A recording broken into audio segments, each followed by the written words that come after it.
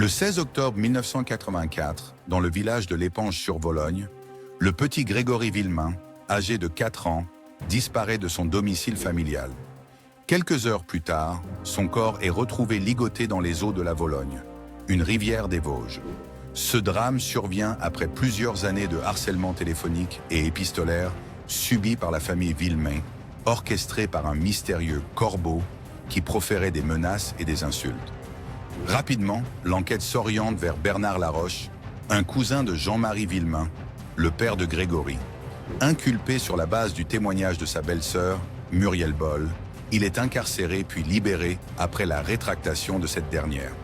En mars 1985, convaincu de la culpabilité de Laroche, Jean-Marie Villemain le tue d'un coup de fusil. Par la suite, Christine Villemain, la mère de Grégory, est inculpée en juillet 1985, soupçonnée d'être l'auteur du crime.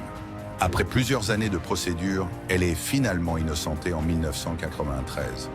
Malgré de nombreuses investigations, expertises graphologiques et analyses ADN, l'identité du meurtrier et du corbeau reste inconnue. En 2023, une avancée notable survient avec l'identification de l'empreinte génétique d'une femme sur une lettre anonyme envoyée aux grands-parents de Grégory.